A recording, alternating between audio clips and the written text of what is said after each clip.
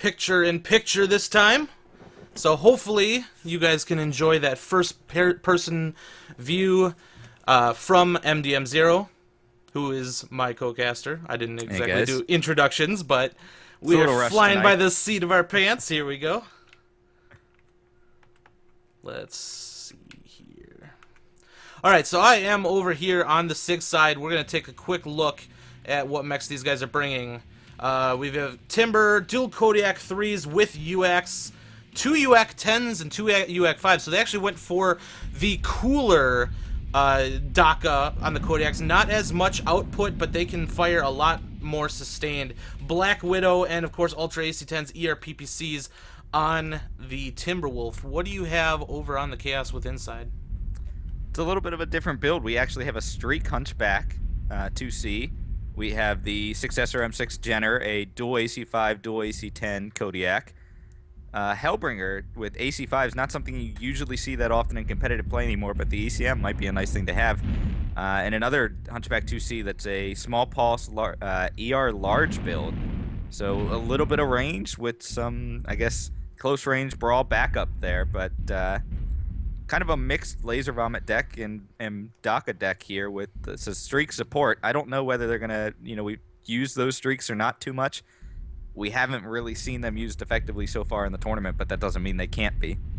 Absolutely. So SiG has taken up a position kind of closer to Theta. They are actually going to move up with their main body and secure Theta.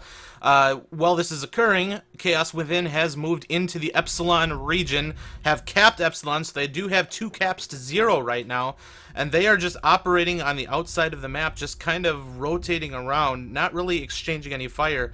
Both teams know where each other are, and this power position in the middle of the map with this much DACA could potentially work for SiG if, if Chaos Within doesn't opt to just stay on the outside of the map. Was that an LRM I just saw? I don't believe there are any LRMs in this match. I certainly hope not. We did have some SRM Swear fire. to God, I just... Okay. We had some Maybe SRM fire from the Jenner 2Cs for SiG, who just dropped a great UAV. So that was from the Jenner 2Cs coming up to take a look at the Chaos Within main body, popping some SRMs, looks like on fire speed in the Timberwolf, giving him a little bit of a pop to the face. But they are still operating on the outside of the map. They are being slightly harassed by these Jenners, but just keeping their distance wisely, of course. And it looks like SiG is deciding to move up a little bit and engage these guys. Alright, so the question is, did Chaos Within get into a favorable position for them? Right now, I'm leaning towards no, because they are on the low ground, and they do have some guys left behind. The Hunchback 2C getting wailed on, down to 64%. And they have a Jenner 2C who's actually caught out. He is fighting against Sace, but the whole team's there shooting at him. He needs to bail out, and it looks like he is getting out relatively unscathed. But now we have this fight. Chaos Within sitting on the Sigma cap point, shooting up at SiG. They need to try and button up together and just work that power position. There's no way they can effectively move anywhere now without getting pounced on. They are pinned down. But Mad Novacat in that Hunchback just taking a massive beating. So percentage-wise, not looking too good for Chaos Within. They've got a lot of guys over here just kind of standing still. They need to be putting their shots on target and trying to suppress this whack-a-mole. And the first kill, MT destroying Mad Novacat. That's first one up for SiG now. They can't sustain this this trade for much longer. No, and these Jenners are just poking around the corner, putting some devastating SRM fire right into them, and not taking anything in return. That streak boat, this is the time to shine. The Kodiaks for SiG are moving up on the left flank, and they're actually going to get a new angle on Chaos Within, which makes it that much harder to counter this. This is not looking good at all for Chaos Within, and this will be an easy cleanup for SiG shortly, unless in this corner over here, unless they can start putting out some amazing shots.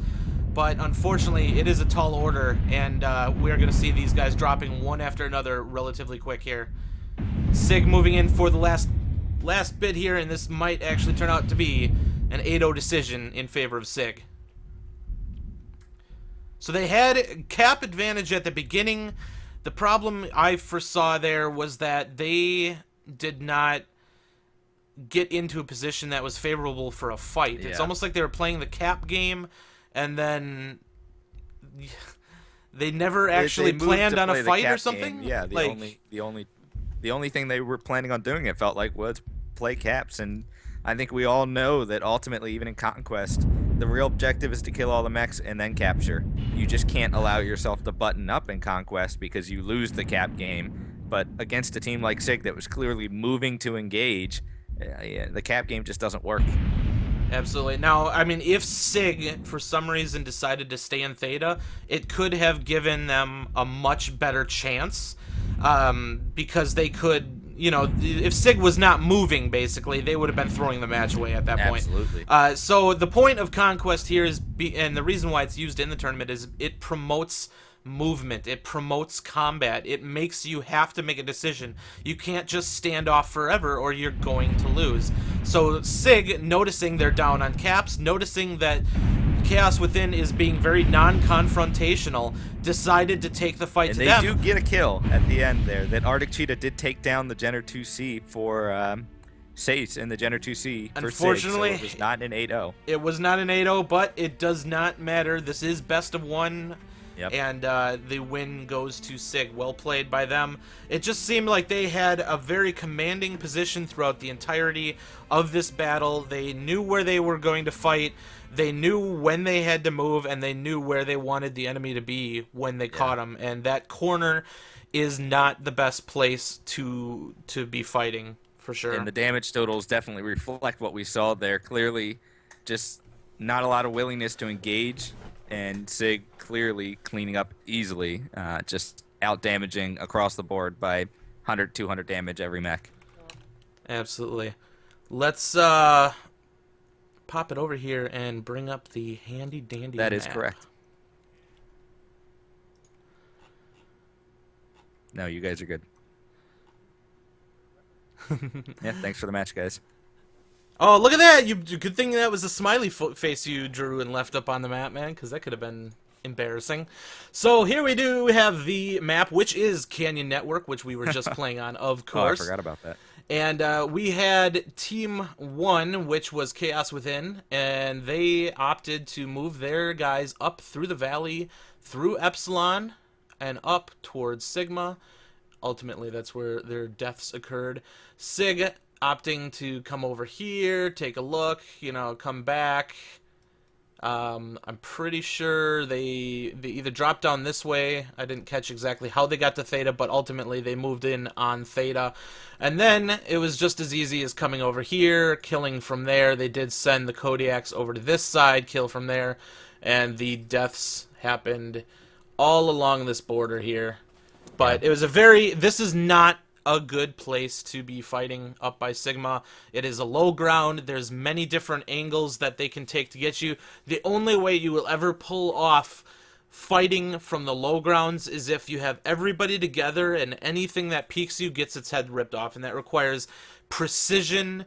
It requires very high output mechs, and it requires great positioning, and unfortunately they did not seem to have that. They were not able to keep SiG suppressed. SiG essentially stood out there and just wailed on them, and anytime they felt like they were being threatened, they did step back, but only long enough for Chaos Within to switch targets. Then they moved back up and began punishing them once again. So very nasty place to be.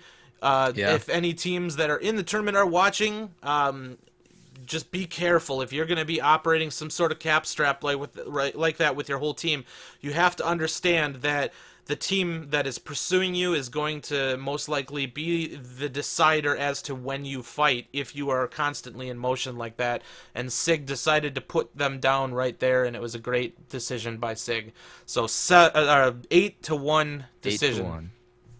Yeah, and I think the other thing we've seen with some cap strats, if you want to run a cap strat, especially on a map like this size, you really got to do it with like your 2 light mechs, and then spend the rest of your mechs essentially as sacrificial pawns, right, to delay the enemy from killing them, to try and stay alive as long as possible, so that you can let the clock work in your favor, let those cap points work in your favor. But having all 8 mechs cap really just keeps all 8 of your mechs in a really bad position. Absolutely.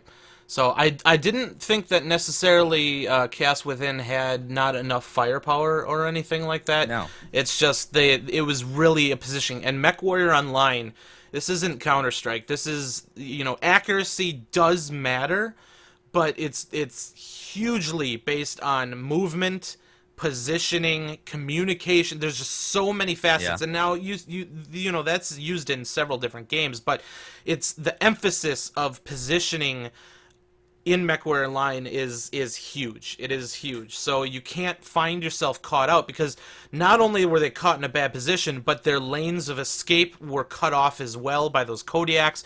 They had nowhere they could go. It was stand and fight and die, unfortunately. So And the other thing was they were really stacked up on top of each other. Even their firing lanes were not that clear.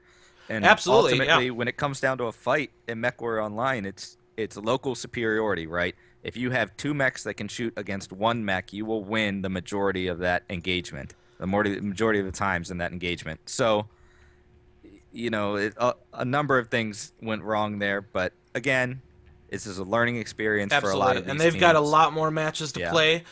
SiG is a very good team, so losing against SiG, I mean, you shouldn't be down and out about that. Use it as a learning experience. They just taught you a lesson. Take that into the rest of their matches, and you will improve. I guarantee it. So we will be heading to the break, and we will be back shortly. It looks to be about 10 minutes or so. We will be back, and hopefully we'll have the match that's actually up on the screen.